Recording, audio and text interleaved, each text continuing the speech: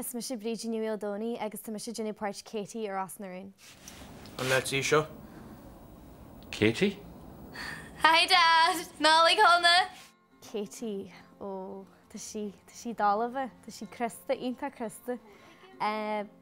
Bhín sí gcónaí stíthe droblaid a gcónaí agus ó ní bhain ráásaína le bheith fírinne. Oh well, the plans éirí. Tá má fánar tá modelle. Ní bhfuil os a casú le le bheith fírinne bhín rubach scéirithe casú leiche. A bhín áta crackad dóigem a Jenny Parch tá sí great. So, hello, Katie. Hannig Katie go as narún mar ní ró sí sésta sa bhála.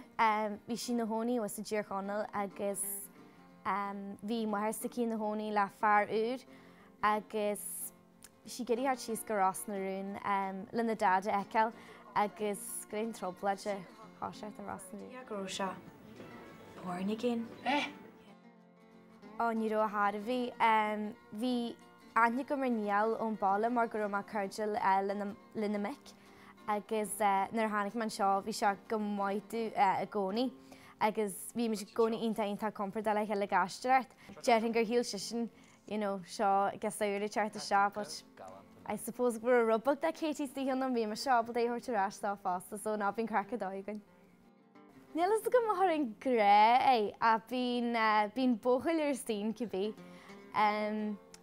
Ní bhhain seo rádanis a ag saonis go mín súlaí sna gasaí, tá simicí sna gasaí go bhí agus Smiling the Bad Boys.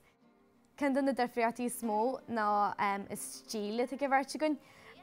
O y tcheta fi'n Katie a haithú na ni fe dŵl gom sy'n gynnu di sy'n harfi agus na hairstyles agus a hanw dyle. A ta si un ta Krista.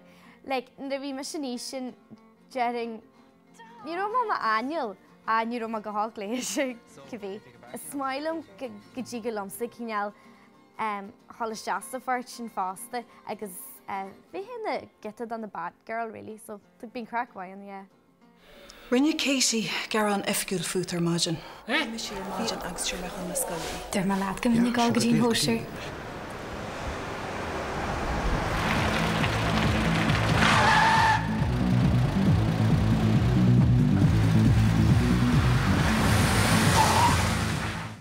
Wel, sy'n y taw emsa, agus tyswylgam gyma'n eisiau salt as mae fforch mar Katie ar as na rhywun.